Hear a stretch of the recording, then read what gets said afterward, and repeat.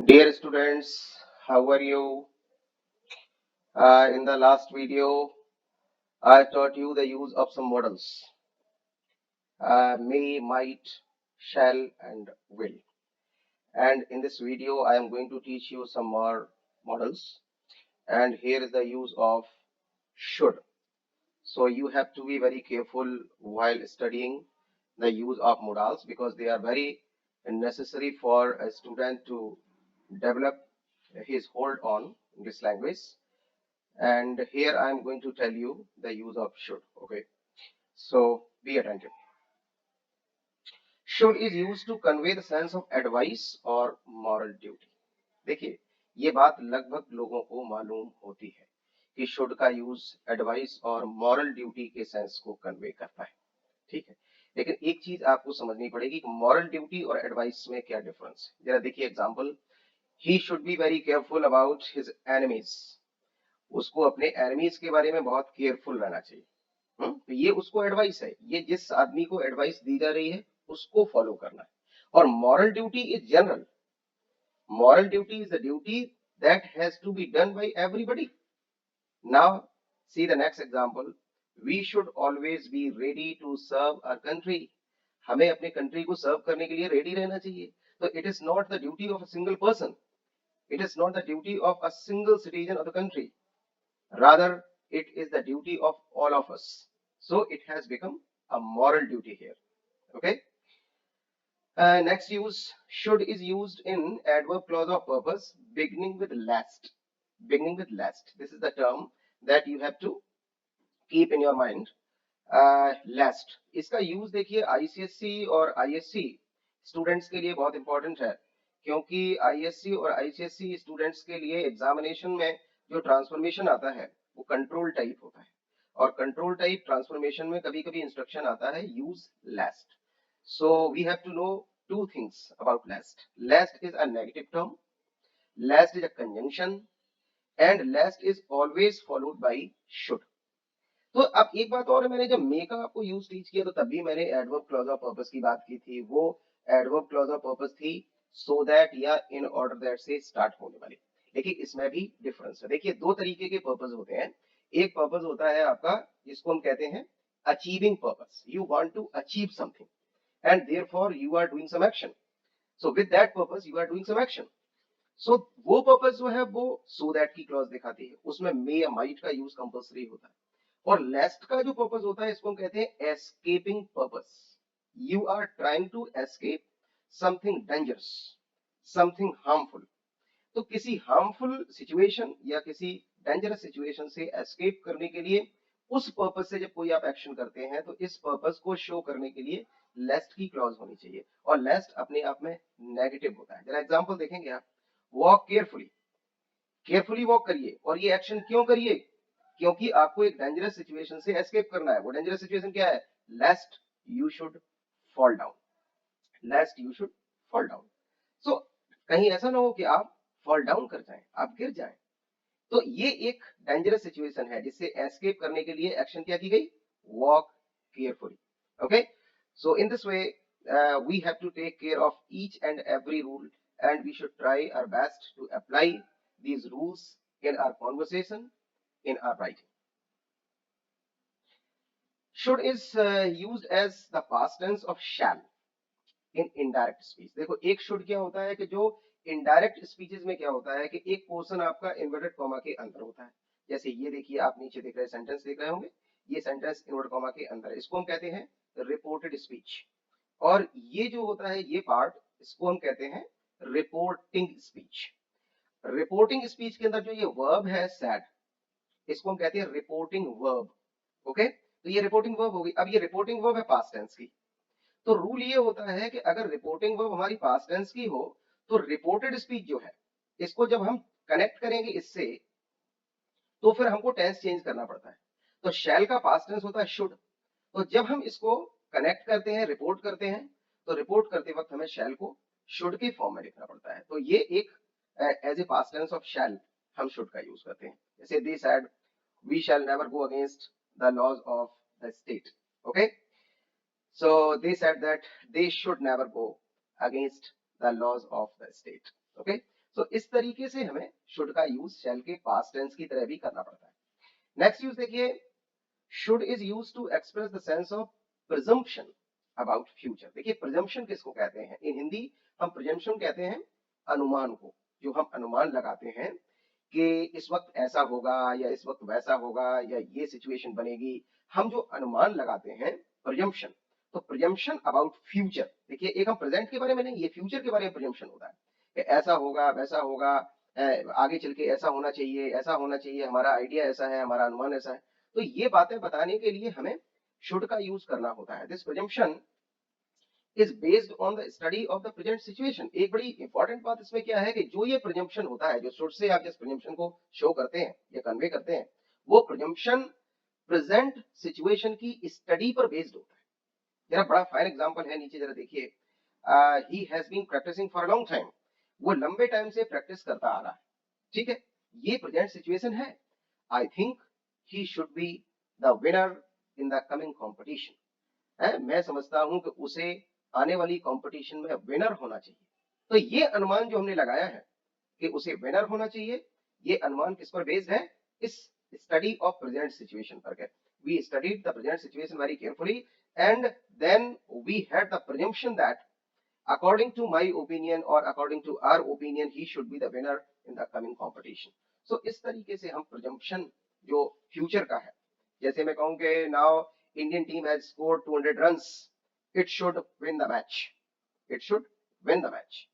तो अभी की कंडीशन क्या है कि now Indian team has scored 200 runs, so this is the present situation and we have studied it and on the basis of the study of the present situation we are conveying this presumption that Indian team should win the match।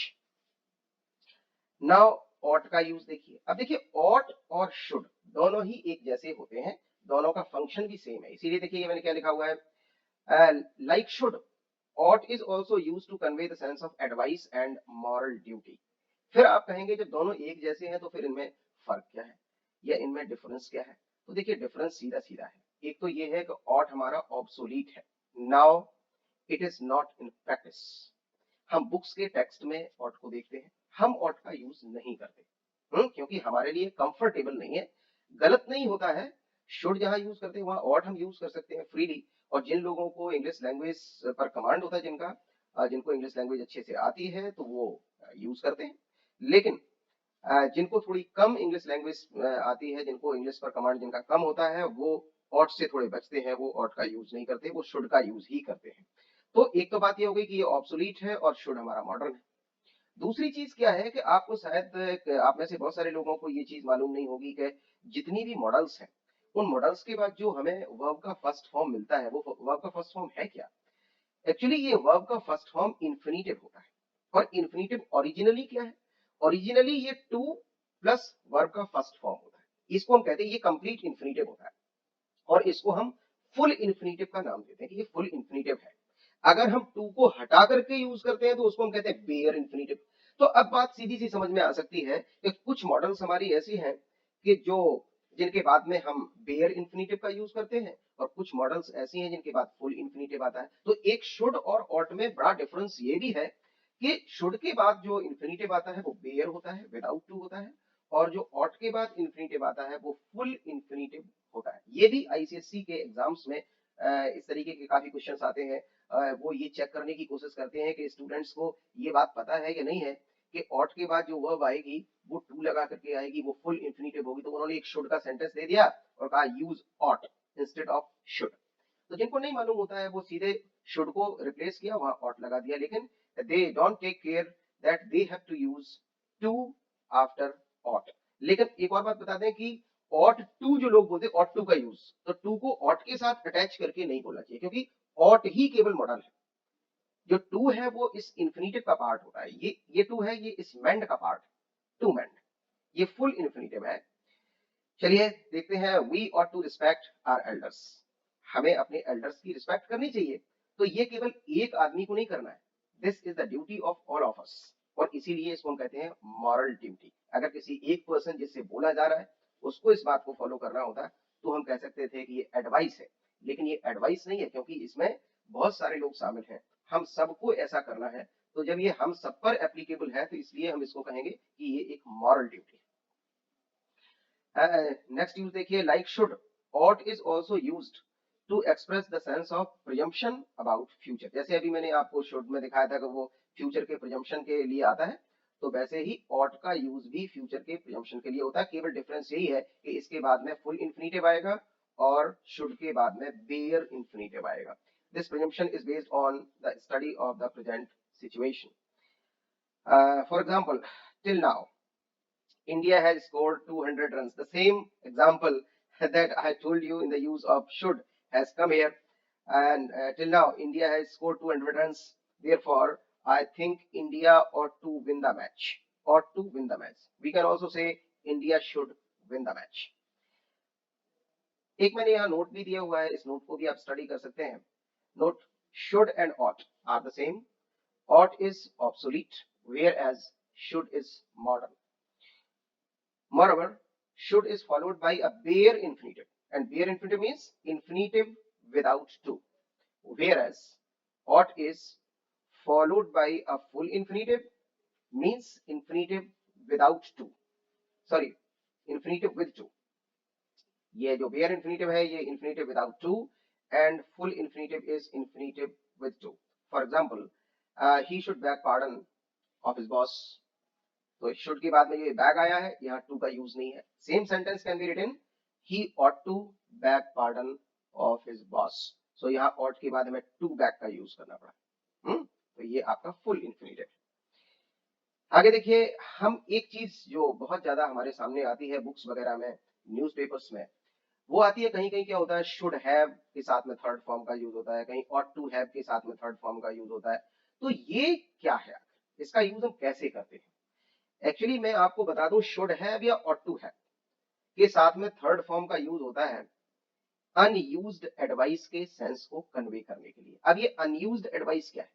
Unused advice ये है कि किसी काम को या किसी action को करने की एडवाइस पास्ट में दी गई थी, लेकिन उस एडवाइस को फॉलो नहीं किया गया, इसलिए जो आउटकम आया, जो रिजल्ट आया, वो एडवर्स है, adverse to the expectation, expectation के बिल्कुल अगेंस्ट। ठीक है ना? तो should have oblique ought to have is missing here, sorry, ought to have plus third form is used to convey the idea that the person was given advice to do an action, but he did not follow the advice. As a result, he got himself into a difficult situation. देखिए, should have या ought to have के साथ में जो third form का use होता है वो किसके लिए होता है? To convey the idea that the person was given advice to do an action, के पर्सन को किसी एक्शन को करने की एडवाइस दी गई थी, but he did not follow the advice, उसने एडवाइस को फॉलो नहीं किया। As a result he got himself into a difficult situation, और इसका रिजल्ट ये हुआ कि वो डिफिकल्ट सिचुएशन में आ गए। जैसे देखिए, the players should have practised well before going into the match. Match में जाने से पहले प्लेयर्स को अच्छे से प्रैक्टिस करनी चाहिए थी। It means उनको ये एडवाइस दी गई थी, but they did not follow this advice, and as a result they lost the match. Okay, same sentence can be written as the players ought to have practiced well before going into the match. तो हम यहाँ ought to have लिख सकते हैं, क्योंकि यहाँ पर to का यूज करना पड़ेगा। फिर आपको, आप हमसे एक चीज और पूछ सकते हैं कि ये to have थर्ड फॉर्म आखिर क्या है? जैसे मैंने अभी बताया था कि to plus first form infinitive है, ये भी इन्फिनिटिव है। इन्फिनिटिव के भी टेंसेस होते हैं, जैसे मैं बता दूं, सिंपल टेंस का इन्फिनिटिव होता है, कंटीन्यूअस टेंस का इन्फिनिटिव होता है, परफेक्ट टेंस का इन्फिनिटिव होता है, परफेक्ट कंटीन्यूअस टेंस का भी इन्फिनिटिव होता है। जैसे देखिए, मैंने कहा to practise, infinitive simple tense का है। टू बी प्रैक्टिसिंग, ये कंटीन्यूअस टेंस का इन्फिनिटिव है। टू हैव प्रैक्टिस्ड, ये परफेक्ट टेंस का इन्फिनिटिव है। और टू हैव बीन प्रैक्टिसिंग, ये आपका परफेक्ट कंटीन्यूअस टेंस का इन्फिनिटिव है। ठीक है ना? तो हम यहाँ परफेक्ट टेंस का इन्फिनिटिव यूज करते हैं, यहाँ विदाउट टू और यहाँ पर टू लगा करके। तो शुड या ought के बाद में जो परफेक्ट टेंस का इन्फिनिटिव आता है वो अनयूज्ड एडवाइस के सेंस को कन्वे करता है। ठीक है, नेक्स्ट देखिए, मस्ट का यूज कैसे करते हैं, जरा मस्ट का यूज भी आपको बताते हैं। Must is use to convey the idea of an action being compulsory और ऑब्लिगेटरी। देखिए, ये सब लोग जानते हैं, ये यूज तो लगभग लोगों को मालूम होता है कि मस्ट कंपल्सरी एक्शन के सेंस को कन्वे करता है। तो must is used to convey the idea of an action being compulsory or obligatory, कि ये action compulsory है and the person concerned is compelled to do this action. वो इस एक्शन को करने के लिए मजबूर है, क्योंकि ये कंपलसरी है तो उसके ऊपर कंपल्सन इंपोज किया गया है। लेकिन आगे देखिए ये कंपल्सन होता कैसा है। For example, we must have permission before entering the prohibited area. हमें प्रोहिबिटेड एरिया में एंटर करने से पहले परमिशन लेनी चाहिए और ये हमारे लिए कंपल्सरी है। If we don't take permission, we would not be allowed to enter the prohibited area. It means that taking permission is compulsory or obligatory for us if we want to enter the prohibited area. Note देखिए, must shows the compulsion or obligation imposed by the speaker. It does not talk about any external obligation. देखो ये point बड़ा note करने वाला। Note में जो भी चीज दी जाती है वो बहुत ही रिमार्केबल होती है। देखिए अभी हम देखेंगे, जैसे मैं कहता हूं कि I have to get up early in the morning, मुझे जल्दी सुबह उठना पड़ता है, तो ये भी तो मेरी मजबूरी है। तो हैव टू, हैज टू और हैड टू जो होते हैं, इनसे भी हम कंपल्सन और ऑब्लिगेशन का सेंस कन्वे करते हैं। लेकिन मस्ट से जो ऑब्लिगेशन या कंपल्सन होता है उसमें, और जो has to, have to, had to से जो कंपल्सन या ऑब्लिगेशन होता है, इन दोनों में बड़ा डिफरेंस है। डिफरेंस क्या है कि मस्ट ऐसे कंपल्सन को कन्वे करता है जो कंपल्सन स्पीकर ने इंपोज किया। जैसे अगर मैं आपसे कह रहा हूं कि you must do it, you must do it means I am compelling you to do it. So compulsion has been imposed by me and I am the speaker. अच्छा, अब देखिए जो has to, have to, had to से जो compulsion होता है, that is the external compulsion. Speaker उस compulsion को इंपोज नहीं करता है। कोई बाहर से कोई बाहर से कोई एक्सटर्नल फोर्स है जो कंपेल कर रही है किसी पर्सन कंसर्न को उस एक्शन को करने के लिए। तो ये एक डिफरेंस होता है has to, have to, had to और मस्ट के कंपल्सन में।